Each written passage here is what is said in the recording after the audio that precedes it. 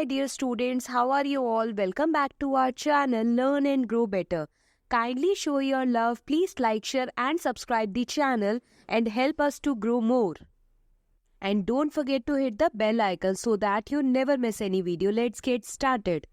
As you already know, हम कर रहे थे Science, Class 7, Chapter 13, Motion and Time. In this class, we are going to discuss a new concept that is Types of Motion. इससे previous video में हमने ये chapter start करा था जब हमने ये देखा कि what is the actual meaning of motion, what is the meaning of rest और stationary objects with example. Now let's get started. Rectilinear और ट्रांसलेटरी मोशन, इसको हम लीनियर मोशन भी कहते हैं. तो जब बॉडी जो है, ऑब्जेक्ट जो है, वो स्ट्रेट लाइन में मूव करता है without changing its direction, then the body is said to possess in translatory or rectilinear motion. For example, a car is moving on a straight road. तो इसमें क्या है, ऑब्जेक्ट जो है स्ट्रेट रोड पर मूव कर रहा है विदाउट टेकिंग अ कर्व.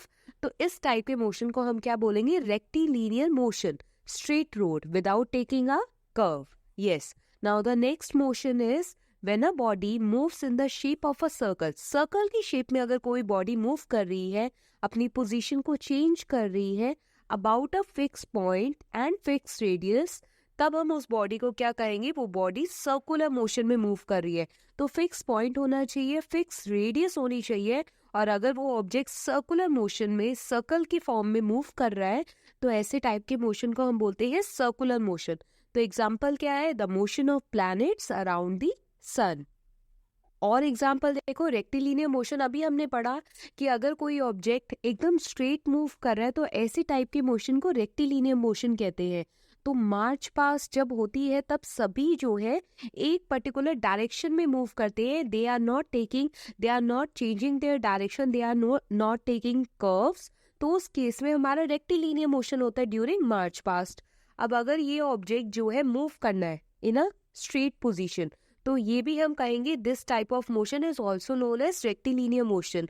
और जब एप्पल जो है पेड़ से नीचे गिरता है ड्यू टू ग्रेविटेशनल फोर्स, तब वो भी पर्टिकुलर मोशन जो है रेक्टिलिनियर मोशन के अंदर आता है, और we can also say as linear motion. Circular motion में मैंने अभी आपको बताया, जो मोशन सर्कल के अराउंड हो रहा है, सर्कुलर फॉर्म में हो रहा है at a fixed point or from a fixed radius, that particular type of motion is known as circular motion. Now the next one is periodic और oscillatory motion. Period और oscillatory motion भी कहते हैं हम.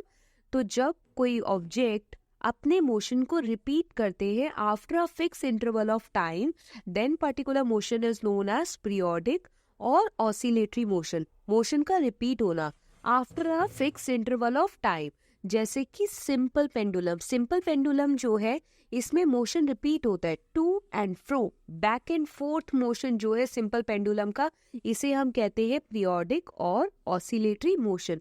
कैसे ये बॉब जो है पहले यहाँ जाता है, मूव करता है, और फिर अपने मेन पोजीशन पे आता है, यानी कि पॉइंट बी पे, and then from B to A, यानी कि एक्सट्रीम पोजीशन, एंड फिर ए टू बी. तो ऐसे टाइप के मोशन को हम क्या बोलते हैं, पीरियोडिक और oscillatory motion. To and fro, back and forth motion of a simple pendulum. तो हमने टाइप्स ऑफ मोशन में रेक्टिलिनियर और ट्रांसलेटरी मोशन पढ़ा, सर्कुलर मोशन पढ़ा, पीरियोडिक और ऑसिलेटरी मोशन पढ़ा. अब बाकी के दोनों मोशन जो है, जो कि बहुत ज़्यादा इंपॉर्टेंट है आपकी क्लास 7 पॉइंट ऑफ व्यू के according, uniform and non uniform motion, इसके बारे में हम अपने नेक्स्ट वीडियो में समझेंगे with proper difference and examples. And even उस नेक्स्ट वीडियो में हम जो है ग्राफ भी इंक्लूड करेंगे uniform motion and non uniform motion के लिए. Till then take care. Thanks for watching. Please like, share and subscribe the channel. Learn and grow better.